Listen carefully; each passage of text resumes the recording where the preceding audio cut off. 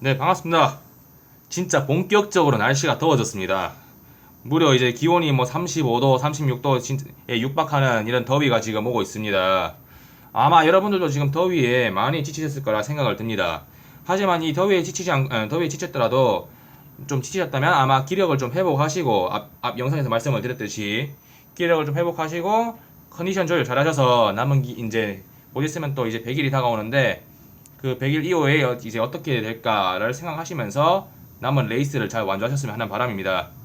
자, 오늘 하실 문제는 어떤 걸 할까 좀 고민을 많이 하다가 특히 이제 수능에서도 조금 어렵게 나올 수 있는 부분이 이제 확률과 통계의 경우의 수 부분이죠.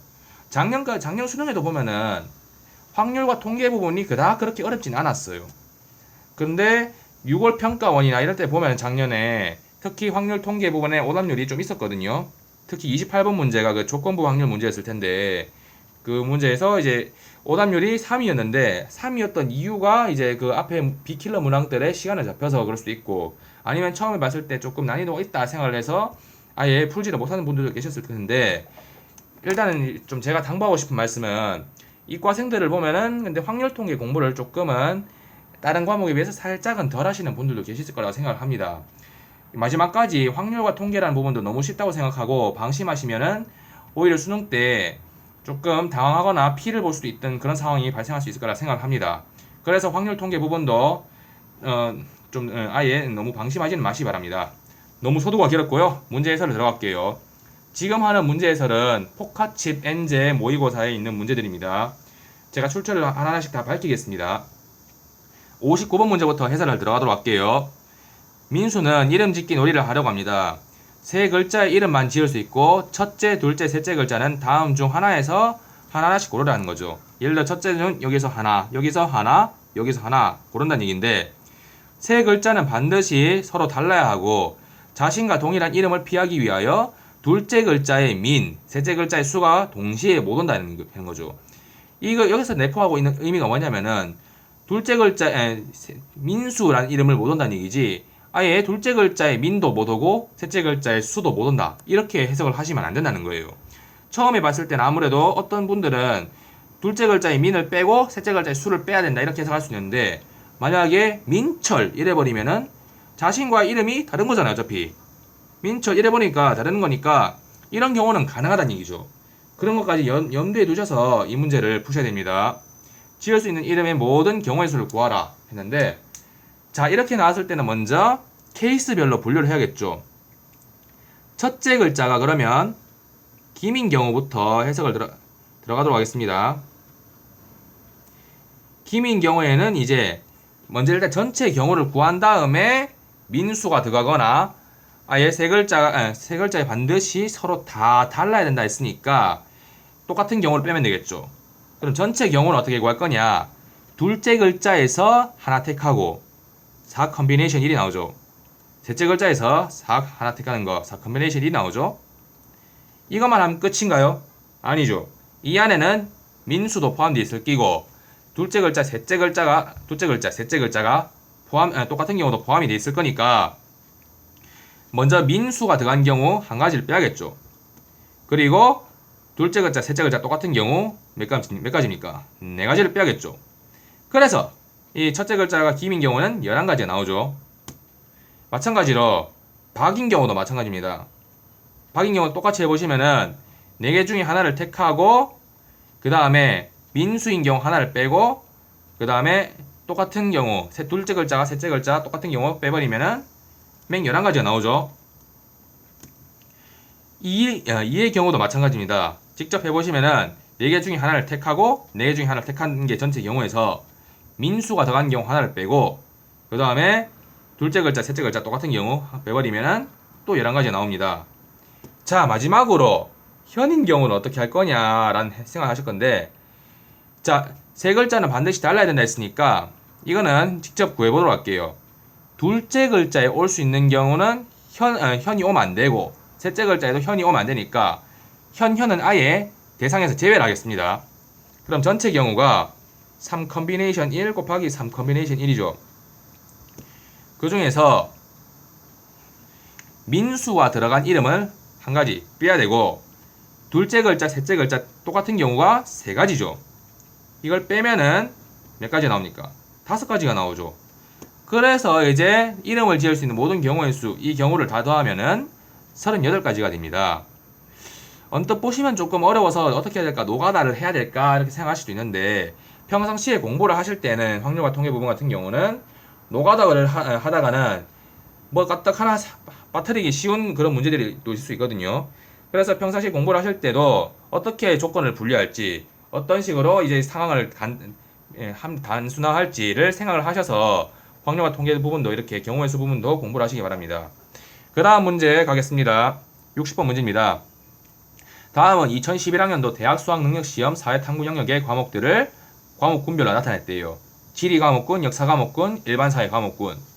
철수는 각 과목군별로 적어도 한 과목 이상은 선택을 한다는 얘기죠. 그러니까 예를 들어 1, 0, 3 이런 경우는 없다는 얘기죠. 무조건 한 과목씩은 다 선택을 해야 되는데 또 다른 조건이 하나 더 붙어요. 역사 과목군에서 국사를 선택하게 되면은 반드시 한국사도 한국 근현대사도 같이 선택을 해야 된다. 자동 배정된다 이런 얘기죠. 자리 배정으로 좀 바꿔서 말하자면은 철수가 사회 탐구 영역에서 총 4과목을 선택할 때 가능한 모든 경우의 수라고 했죠.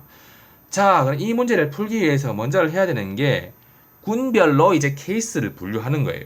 첫 번째, 각 과목 군별당 한 과목, 2과목씩 선택하는 경우를 한번 따져볼게요. 그럼 지리 과목군에서 한 과목을 선택하면 되니까 3 컨비네이션 1이 되고, 역사 과목군에서 선택을 하는 경우 이제 어떻게 해야 될 거냐 했는데, 만약에 국사를 선택하면 한국 근현대사도 선택을 해야 되니까 국사는 선택을 안 하는 거죠. 그러면은 이제 세계사나 한국 근현대사 중에 하나를 택하면 됩니다. 혹시라도 해서 드리는 말씀인데, 국사를 선택하게 되면 반드시 한국 근현대사도 선택하기로 하였다라는 부분에서 이렇게 잘못 해석하시면 안 된다는 거예요. 그러면은 한국 근현대사 선택하면 국사도 반드시 선택해야 한다. 이런 경우는 아니니까, 저도 처음에 이런 문제를 풀 때 한국 근현대사를 선택하면 국사도 반드시 같이 선택해야 된다 이렇게 해석을 했는데, 이렇게 문제에서는 국사만 선택하면 한국 근현대사를 선택하겠지, 한국 근현대사를 선택하더라도 국사를 선택하면 안 된다, 국사를 선택을 반드시 해야 된다 이런 법은 없으니까 국사를 제외한 세계사, 한국 근현대사 중 2개에서 하나를 택하는 방법으로 해야 됩니다. 이거 가다가다 실수하기 쉬운 부분이라서 제가 말씀을 드리는 거예요. 그리고 남은 5가지 과목 중에서 2가지를 선택하면 된다 이런 얘기죠. 이거의 경우에는 30가지 나올 거고, 자, 2번째 케이스 분류하겠습니다. 한 과목, 2과목, 한 과목 이렇게 선택하는 경우를 생각해 볼게요. 맨 지리 과목군에서 3과목 중에 한 과목을 선택하면 되니까 3 컨비네이션 1이 나오죠. 자, 역사 과목군에서 2가지 선택하는 경우는 이렇게 딱 보면 보이죠. 국사, 한국 근현대사, 세계사, 한국 근현대사 이렇게 선택하면 되니까 2가지 나오죠. 맨 마찬가지로 이거는 5가지 중에 1가지 선택을 하면 되니까 30가지 나올 거예요. 자, 그리고 3번째 경우 볼게요. 2가지, 1가지, 1가지 선택한 경우를 보겠습니다. 그러면은 여기 보면은 3가지 중에서 이제 2가지를 선택을 하면 되고, 자, 그리고 이제 1가지를 선택을 해야 되는데, 국사를 선택하면은 한국 근현대사를 반드시 선택해야 되겠죠. 그러면 세계사나 한국 근현대사 중에서 하나를 선택하면 되니까 2가지 중에 1가지 나오고, 여기다가 이제 그 남은 과목군 1개를 더 선택을 하면 된다는 얘기입니다. 어이구, 위에 부분에 지금 계산 실수가 있었네요. 잠시만요. 잠깐 뭐 중간에 어떤 이상한 전화가 와가지고 죄송합니다. 해가지고 이게 지금 30가지 나오죠. 근데 이거 지금 계산 실수가 있었네요. 60가지인데 제가 모르고 30가지 했나 봅니다. 양해해 주시기 바랍니다. 죄송합니다. 그래서 이제 구하는 모든 경우의 수는 120가지가 됩니다. 그래서 정답이 1번이 되겠습니다. 네, 이어서 67번 문제입니다. 세 정수 XYZ에 대하여 다음 조건을 만족시키는 순서상 XYZ의 개수를 구하시오 라고 해놨어요. 언뜻 이런 문제가 예를 들어 수능이나 평가원 시험에 나왔을 때 대부분 학생들이 여기 보시면은 왜 마이너스가 나왔지라고 조금 당황하실 수도 있을 거예요. 절대 당황하실 필요 없습니다. 조건대로 시킨 대로 하면은 분명히 답은 나오게 되어 있습니다. 자, 나 조건을 볼게요. 절대값 x가 3보다 작다는 얘기니까 3의 x의 범위는 마이너스 3에서 3 사이, y의 범위도 마이너스 3에서 3 사이가 나올 거고 z 범위도 마이너스 3에서 3 사이가 나올 겁니다. 자, 그러면은 지금 이게 지금 마이너스가 나와 있으니까 좀 더 깔끔하게 식을 정리해 주자면은 각 양변에다가 3을 더해 주는 거예요. 그리고 이것도 마찬가지 0에서 3까지 더해 주는 거고 6까지 되는 거고 이 녀석도 마찬가지로 이렇게 되는 거겠죠. 자, 그러면은 이것도 마찬가지로 양변에다 각각 3을 다 더해 주시면은 x 플러스 3 더하기 y 플러스 3 더하기 z 플러스 3이 6이 되겠죠. 자, 이 부분을 각각 라지 x라 두고 이걸 라지 y라 두고 라지 z라 두고 볼게요.